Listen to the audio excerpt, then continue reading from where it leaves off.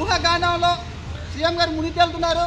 ఈ రాష్ట్రంలో ఏ ఒక్క విద్యార్థి కూడా ఉద్యోగ నోటిఫికేషన్ వద్దని ఎక్కడ ధర్నాలు చేయలేదు. గత ఇదే టైంలో లాస్ట్ ఇయర్ ఉద్యోగాలు వేసినప్పుడు ఉద్యోగాలు ఇచ్చినప్పుడు ఎగ్జామ్లో టైం టేబుల్ చేంజ్ చేయమని అడిగారు తప్ప ఉద్యోగాలు ఇవ్వద్దని అడగలేదు సీఎం గారు. ఇప్పుడు అడుగుతున్నాము, ఉద్యోగాలు వేయమని అడుగుతున్నాం. మరి ఉద్యోగాలు వేయి. నువ్వు ఉద్యోగాలు వేయకపోవడం వల్లనే నిరుద్యోగులు రోడ్లపైకి వచ్చి ధర్నాలు చేస్తున్నారు. నేను ఒకటే అడుగుతున్నా, నిరుద్యోగాలను ముందుకు వేసుకొని ఉద్యోగాలు పొందినటువంటి 4 ప్రముఖుల పేరు చెప్తా. Number 1 Kodandaram Reddy sir, number 2 Riyaz MLC Kalmuru Venkat sir, Akunuru Murali గారు. వీళ్ళు ఒకటే తెలంగాణలో కాంగ్రెస్ ప్రభుత్వం అధికారంలోకి వస్తే జాబ్ క్యాలెండర్ వస్తుందని ఎన్నోసార్లు నిరుద్యోగులకు నమ్మశకం చెప్పి మోసం చేసిర్రు. మరి కాంగ్రెస్ ప్రభుత్వం అధికారంలోకి వచ్చి 2 సంవత్సరాలు కంప్లీట్ కావస్తుంది, అయినా జాబ్ క్యాలెండర్ ప్రకటించలేదు. నేను ఒకటే అడుగుతున్నా, మీకు కాంగ్రెస్ ప్రభుత్వం ఈరోజు తెలంగాణలో అధికారులకు ఉందంటే మా నిరుద్యోగుల పుణ్యమే. దయచేసి నేను ఒకటే అడుగుతున్నా, మీరు ఖచ్చితంగా జాబ్ క్యాలెండర్ ప్రకటించండి. ఖచ్చితంగా ఉద్యోగ నోటిఫికేషన్ లేకపోతే మీ గ్రామ స్థాయిలో జరిగేటువంటి ఎన్నికలకు మాత్రం తగిన బుద్ధి చెబుతాం. ద్వారా ఆయనకు ఏ విధంగా బుద్ధి చెప్పినాం టీఆర్ఎస్ ప్రభుత్వానికి, మీ కాంగ్రెస్ ప్రభుత్వానికి కూడా నిరుద్యోగులతో పెట్టుకున్న ఏ ప్రభుత్వాలు కూడా కొనసాగలేదు. ఇకపై మీ ఆటలు చెల్లవు. దయచేసి మేము ఒకటే అడుగుతున్నాము, మాకు ఉద్యోగాలు వేయాలి. తెలంగాణ కోసం ఆ రోజుల్లో మేము పోరాటం చేసినాం, మేము బలిదానాలు అయినా మేము దెబ్బలు తిన్నాం.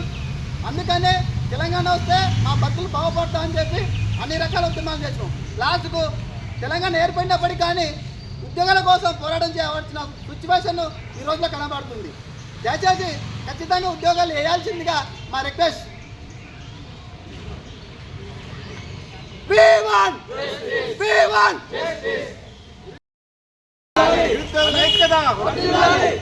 గౌరవ ముఖ్యమంత్రి గారు 18 నెలల కాలం నుంచి నోటిఫికేషన్ల కోసం ప్రతి లైబ్రరీలో తెలంగాణలో ఉన్న 30 లక్షల మంది నిరుద్యోగులు ఎదురు చూస్తున్నారు.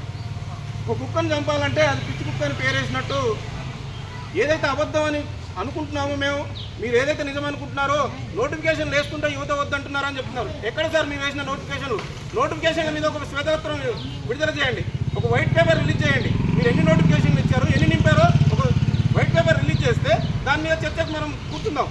నిరుద్యోగులను అడ్డం పెట్టుకొని ఈరోజు గెలిచిన ప్రభుత్వాలు అదే నిరుద్యోగులని అత్యంత పాశవికంగా అణచివేస్తున్నాయి. ఇదేమన్నా లైబ్రరీ లేకపోతే మొన్న చూస్తే ఇక్కడ ఎన్ని వ్యాన్లు పెట్టారు, ఎంతమంది పోలీసులను ఇక్కడ మోహరించారు. ఎందుకు ఈ రాష్ట్రత్వం? మేము ఇక్కడి నుంచి కోరుకునేది ఒకటే, మీ పదవులు మేము కోరుకోవట్లేము.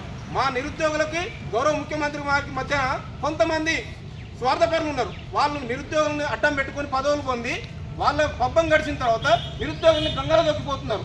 ఇలాంటి వాళ్ళని నమ్ముకొని మేము ఎంతకాలం ఇక్కడ ఉండాలి? నిరుద్యోగులకు నోటిఫికేషన్లు ఇస్తారా ఇవ్వరా చెప్తే ఇక్కడ నుంచి వెళ్ళిపోతారు. ఇవ్వనని చెప్తే వేరే పోయి ఏదైనా పని చేసుకుంటారు. ఇక్కడ ఉండి ఎన్ని సంవత్సరాలు ఇక్కడ వయసు ముద్రపోతున్న కొద్దీ ఏజ్ బారైతుంటే ఉద్యోగాలు రాక ఒక్కొక్కటి పెళ్లిళ్ళు కాక ఇక్కడనే ఉంటారు. వాళ్ళ బాధలు మీకు అర్థం కావట్లేవా? మమ్మల్ని అడ్డం పెట్టుకొని పబ్బం గడిపిన మీకు మా కన్నీళ్ళు అర్థం కావట్లేవా? ఇక్కడ 5 రూపాయల భోజనం తినుకుంటూ చదువుతున్నారు. ఎన్ని నోటిఫికేషన్లు వేశారు? 60,000 జాబులలో గురుకులలో 5,000 పోస్టులు అంటే బ్యాక్లాగ్ ఉన్నాయి. ఏ రిక్రూట్మెంట్ అయినా టాప్ నుంచి కిందికి వస్తారు. మీరు పీజీటీ నింపిన తర్వాత జేఎల్ నింపి ఆ తర్వాత డిఎల్కి వెళ్ళారు. ఎన్ని బ్యాక్లాగులు పడ్డాయి చూసుకోండి. డిఎస్సీలో ఒక హైదరాబాద్ జిల్లాలో 34 మంది ఫేక్ సర్టిఫికేట్లు పెట్టి డిఎస్సీ ఉద్యోగాలు పొందారు. మరి తెలంగాణ 33 జిల్లాలో ఎంతమంది ఉన్నారు? ఈ ఫేక్ సర్టిఫికేట్లు బాగోతాయి. దాని గురించి ఒక్క రాజకీయ నాయకుడు మాట్లాడు. ఒక నిరుద్యోగి స్టూడెంట్ లీడర్ అని చెప్తున్నట్టు బయటికి రాడు. ఎవడు కోల్పోతున్నాడు? నేను ఇక్కడికి లైబ్రరీకి వచ్చినాక 4 జాబులు మీ తప్పుల వల్ల, నా తప్పు కాదు, 1:2లో 4 జాబులు నేను కోల్పోయినా.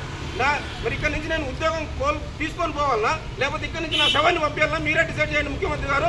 లేదంటే ఇది చాలా సీరియస్ అవుతుంది. నిరుద్యోగుల ఐక్యత.